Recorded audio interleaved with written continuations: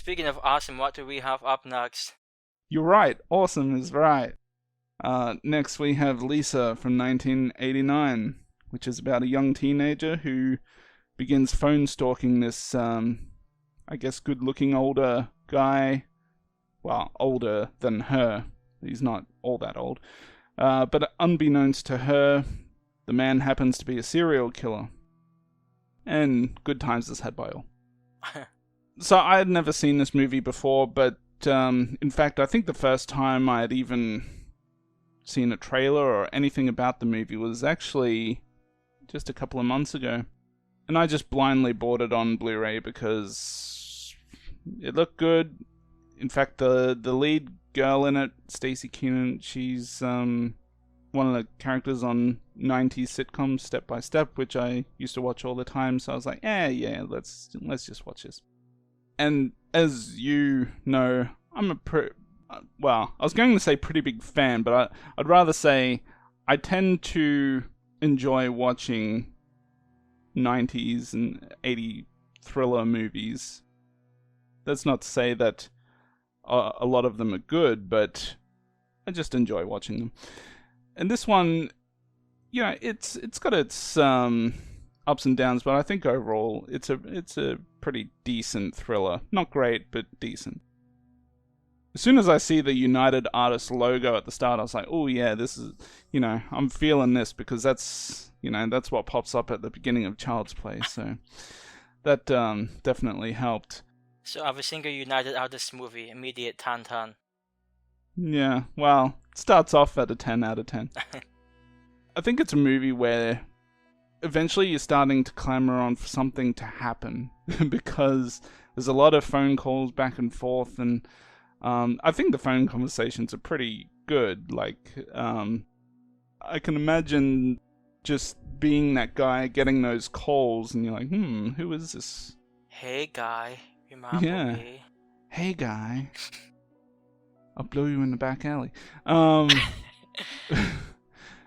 That's where I wish well, maybe not that call because she's 14, but was the actress actually 14? Well, here's the funny thing about that. As soon as it got brought up in the movie that she's 14, I'm like, there's no fucking way she's anywhere close to 14. And I should have known this based on my time watching Step by Step because the age would have made sense. But the actress actually is 14. Huh, that's impressive. Which is fucking incredible because she, I was like, she looks closer to 18. I mean, goddamn.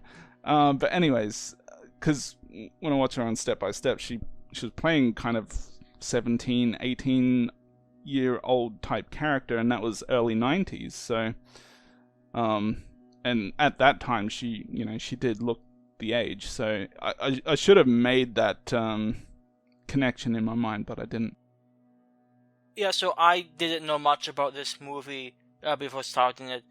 And it turned out to be a pretty decent movie. It's not necessarily the type of movie I would go out of my way to watch, but it had a lot of pretty good performances, some pretty tense scenes.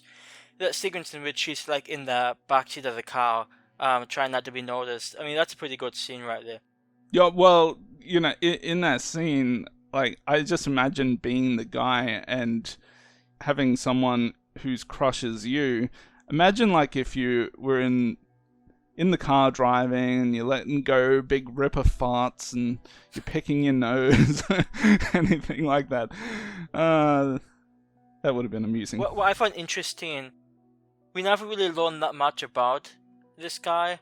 Yeah. He always has a pretty serious demeanor. I'm going to assume he's some type of sociopath, but I thought he was a pretty interesting character for what little we knew about him. I did like his whole candlelight thing. I do also the audacity of buying a bunch of candles in the gas station. Like, I mean, be a little more let's be a bit more careful, guy. But I think one of the things I enjoyed most about seeing this just came out 89, but like that type of childhood is like something I know it seems so foreign to me. Like, obviously when I was a kid, around the age of like, God, it would be like 11, 12, people started quote unquote dating. So seeing like this 14-year-old girl really wanting to date, but she got to do it until she's 16. Like, one, that's a bit old school, and two, I have to say this from a guy who's never been a parent, I definitely do not think the mother went about it the right way. Like, the way that she was going about it was 100% going to make her do something like this. So, Yeah. well done, mother. It's your fault the serial killer came after you. Yeah. And I guess in some ways, like, it took me a little while to really think about it, but I could draw a lot of parallels to a movie like American Psycho, because, there's the whole restaurant aspect in this. The killer tends to often be wearing suits or, good clothes, and he likes to kill women, and that tends to be the same thing that Patrick Bateman goes for in American Psycho. So I definitely felt a bit of an American Psycho type aura to this, and obviously this movie is way before that, so and even before the book that it's based on, I believe. So there you go. Yeah, I also want to give a bit of props to both, obviously the main actress, Stacy Keenan, but also the mother. I thought the relationship they had, as tumultuous as it sometimes was, arguing back and forth, it seemed like a pretty real relationship in the circumstances. And I did appreciate that scene where Lisa is with her, like, Fran's family out, like, in the cabin area. She sort of like breaks down at dinner, talking about, how the mother's the only one she really has in her family. That's a pretty strong scene right there. So the movie isn't necessarily without some more of the emotional aspects, which I think helps it. I'm not, like, entirely a fan of the ending. I mean, it was okay. I sort of wish they went a different direction, but I don't know. It's still a pretty enjoyable movie, and definitely a bit more enjoyable than I was anticipating. Yeah, just when you were mentioning Stacy Keenan before, I'll just add that it might be one of the best performances from a 14-year-old that I've ever seen. And I can't recall other 14-year-old performances, but I just know that, like, her acting in this movie is just as good as any of the adults, really. And for a 14-year-old to do that, I mean, that's pretty impressive. Yeah, I don't know what. I'll be honest, I don't know who this is. I've never seen Step by Step or anything that she's been in, to my knowledge. But I'm not sure what her history in acting is. But this is a pretty strong performance, and I'm somewhat surprised this movie isn't a bit more well known, because it seems, at least to me, it seems to have, like, the elements that could make it a quote unquote more of a classic. I mean, it's not like it's an unknown movie, but just the fact that I've almost never heard of it and I've not seen it brought up all that often, it seems to be a bit on the forgotten side. Trivia time here, because I've got quite a few things that are worth noting about the movie. So this movie is co-written and directed by Gary Sherman, whose directing credits include Dead and Buried, which I know is a movie you love, and Poltergeist 3. It's eclectic tastes. Yeah. Now, the funny thing about Poltergeist 3, the little girl in those Poltergeist movies, she died, I believe, while they were filming that movie. And they either felt like they couldn't finish the movie because of her death for one reason or another, whether it's they didn't have enough footage to go with, or they just felt it wasn't right to continue it. But the studio really pushed them to, do whatever you got to do to finish the movie as best as they could. And that might explain why some people have issues with the movie. But, the studio essentially promised him that if you finish that movie, we'll make any other movie that you want to make after this. You just give us a script and we'll do it. And this was the movie. And the reason why he wrote this movie was supposedly because his daughter, so the director's daughter, was saying to her dad, hey, I can never watch any of your movies because they're R-rated, because she was, I don't know, maybe 11 at the time. And he wrote this movie because I think this is a PG-13 movie. And originally the censors wanted to give it an R, but when he questioned their decision to give it an R, he's like, so what do we remove from the movie to make it PG? And they actually couldn't say. They just said it was the theme of the movie. And he said, well, you can only give it a rating based on content, not on theme. See, I'm PAA for you. Yeah. And they eventually backed down, and I believe they gave it the PG rating. And speaking of that, I mean, there is some decent, there's a little bit of violence at the end. Like, there's some decent slasher-type sequences towards the end. But in any case, I think it got the PG. And he mentioned that the movie it was promised to play at heaps of theaters, and it only ended up playing at a small amount of theaters for like 1 week only. And apparently this movie did really well at the cinema, the few cinemas that it was at. Apparently it was killing it at the cinema, but they didn't continue showing it at the theaters because they already had, like, the studio had some video deal, which would have been affected if they had kept running it at the theaters. So they took it out of the theaters after a week and eventually put it on video, which is where they made a brunt of their money because of whatever deal they had in place. So that's a big bit of trivia as to why this movie exists, or why it was written, and all of that. But one other thing, and this might be something to do with the United Artists connection that I mentioned earlier. The little boy in this movie, who I believe is like the brother of Stacy Keenan's friend's character, the other family. The little boy, his name is Eden Gross, or Gross, I don't know how to pronounce it, but imagine being gross. That little boy is the voice of the unpossessed good guy dolls from the original 3 Chucky movies. Huh. It's a nice random piece of trivia. Yeah, so he does the, "Hi, my name is Larry," that voice. Yeah, so just another thing worth mentioning is it's just interesting the type of trivia you come across in a movie like this. Now, out of interest, did you instantly recognize that boy for being the voice? No, but That's somewhat disappointing. I noticed the name. I noticed the name in the credits at the beginning. I was like, oh, I know that name. Yeah. So there you go. But yeah, as I was saying earlier, the ending to this movie really turns the dial up from 6 to 10, I thought. And there's some violence in the movie.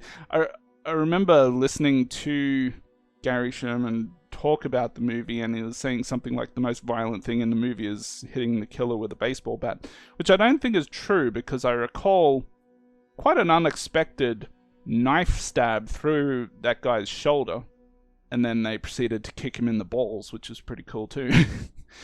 And I thought there was a fair amount of violence in that ending, and I really enjoyed that ending.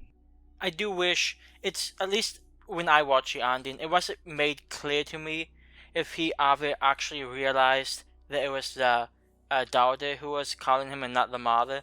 I'm assuming he realized it, putting clues together, but he never actually says like, "Hey, it was you all along," or something corny like that. Now, I didn't want him to say necessarily something like that, but some type of indication he actually figured out what was going on, I think I would have appreciated a little.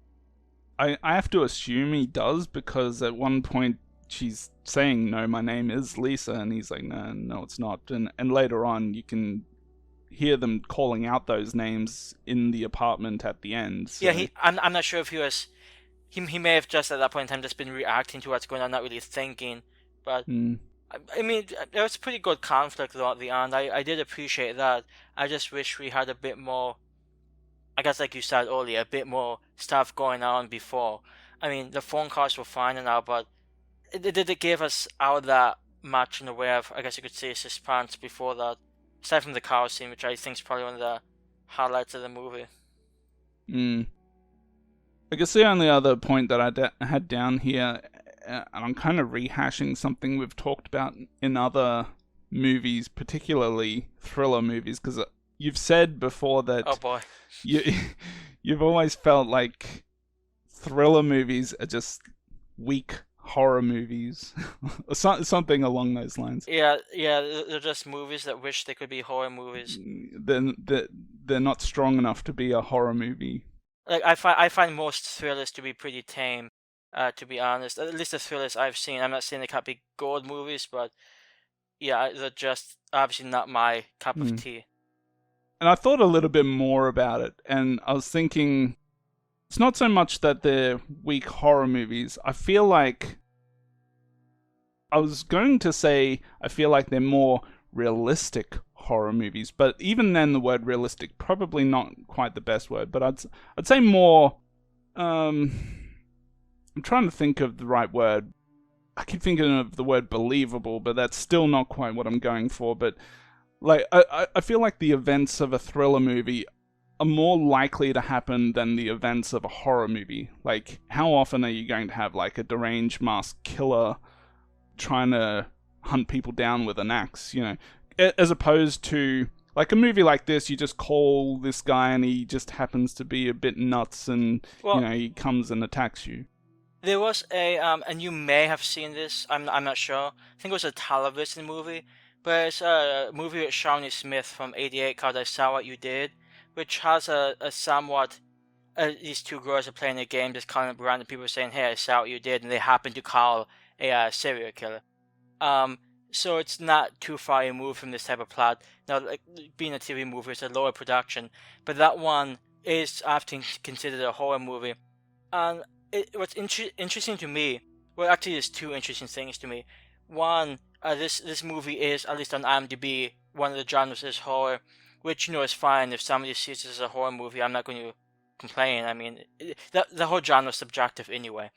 But if you brought up a masked killer chasing people, I was thinking when I was watching this, like if that guy had a mask, I would definitely count this as horror. But since he didn't, I'm like, I just can't do it.